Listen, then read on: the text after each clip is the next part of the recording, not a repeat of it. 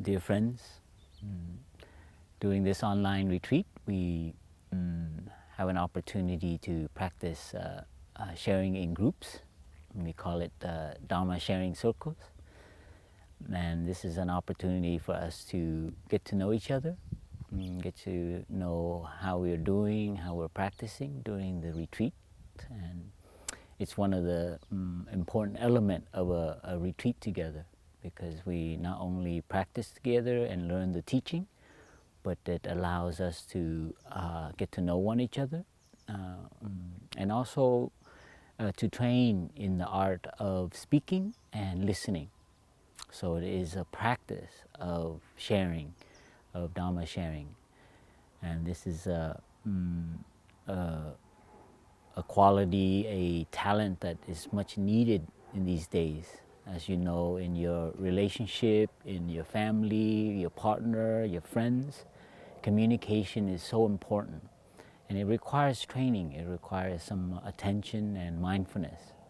So during our time of sitting together, being online, we have that opportunity to practice how to speak, what to say, and how to listen, and listen deeply. So this is an opportunity. So we encourage you.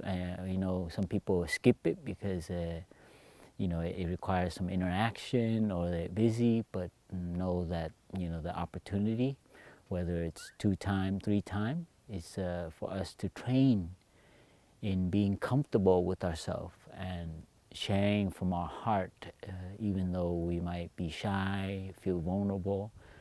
But it is a practice that can be very healing. So first off is the practice of speaking. In the Dharma sharing, we learn to speak from our heart. That means we honor there's something that touched us, something that's happening in our life that we know is there, but we haven't shared with anyone. And so this circle of friends, of Dharma friends, is we create an environment where there's trust, there's confidentiality, there's closeness and respect for each other, so you don't feel judged.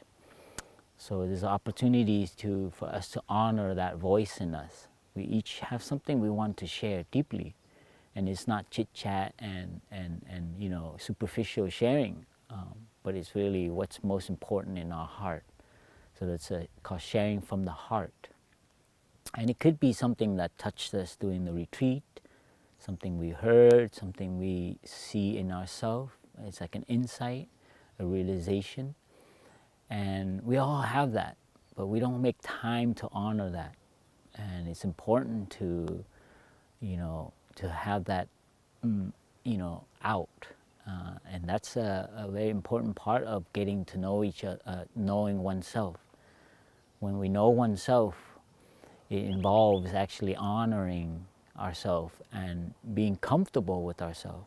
So when we share, we don't have to put up a front and try to be anybody and share for them, but we share because we love ourselves and we care for ourselves, and we want to honor what has happened to us, our feelings, our emotion, our insight, and to do it in a way that we feel it's complete, and we don't have to hide anything. So that's sharing from the heart. And we try to share in a way that and what we share is beneficial for others. Not only do they get to know us better, but actually they benefit when we are courageous and we can break through some of that barriers of ourselves. When they can see that we are we can share authentically, sincerely, it also encourages others to do the same. And this is sometimes it's lacking even in our blood family, our relationship with our siblings, even with our loved ones, our close partner.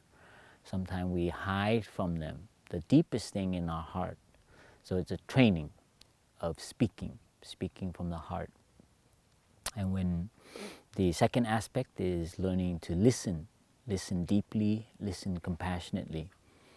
So during our session together, we have the screen in front of us, and we should have it on, and we should be aware that we have come together and to be present with one another, and we deliberately we leave the video on and so people can see. Yeah, and sometimes when you have it off, we're not really listening, we're doing other things. That's a very strong habit with the online culture, that people have it off, and you can do whatever, you can multitask and do many things. But deep listening requires us to be really present. And a person who's speaking, when they can feel that energy, even if it's online, for them to see a screen and everyone is chosen to be present, it helps them. And for us to actually deliberately to be there with them, continuously to listen, that requires training. Because many times we want to do other things and we're half listening. Or we really think we hear them saying something, but we really didn't hear it. Many of us, we see that habit. We're like, yeah, honey, I hear you. And that's it. I hear it all the time in families and even in relationship, that we think we know because we've known them sharing that before, but we don't. Because we think they're going to share the same thing, we kind of skip it. So slowly our listening capacity diminishes. And we need to upgrade it. We need to sustain it, maintain it, and make it alive, the deep listening. So when we listen, we follow our breathing, we make eye contact, we look at them, we look at their face, their expression, their gesture. And so we begin to listen with our whole body, and we listen to them even beyond the words. So we get to hear and actually have an experience of them and hear and understand who they are beyond even their words. That's deep listening. When you can listen to like that, the other people can benefit because they feel heard and they even feel understood. So this is something so precious now in our culture of communication and multimedia things, right? Many communication, cameras, recording, they're all at our fingertip. But actually each person, if you notice, even your friends, their capacity to listen is diminished because we are bombarded with so much information. So Dharma Sharing Circle is an opportunity for us to train ourselves to be present, and we use our breathing to maintain that presence and to engage and do active listening.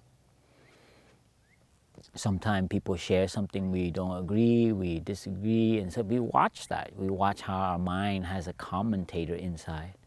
And when we're aware of this, we become better listeners because the more we recognize something, that habit of ours, then we can actually call it out and bring ourselves back to that engagement with them and just shut that commentator off. And they keep coming, but then and the more you do, the better you become a good listener, So this is a training, requires some retraining because our culture is so quick, so fast, and everybody is pressed for time. So it's a habit that I've seen in the 21st century is so needed.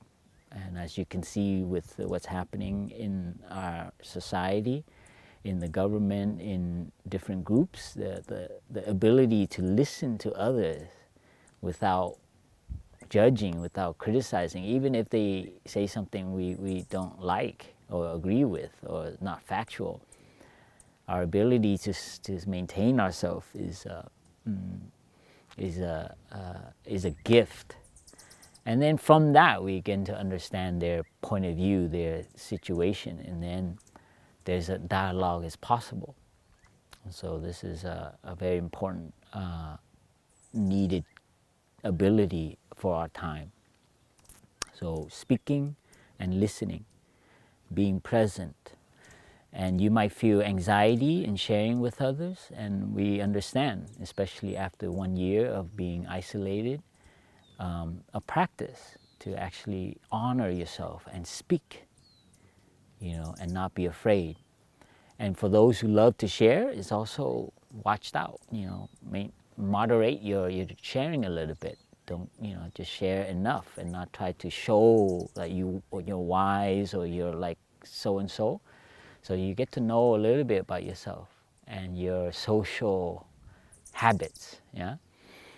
And during the whole time of sharing, we try to keep confidential. We try not to react to other people's sharing. But if their sharing has touched something in us, then we share from our own experience, and not to call them out or react to their, and that can really, you know, make them feel, you know, not want to share next time. So we try to honor that.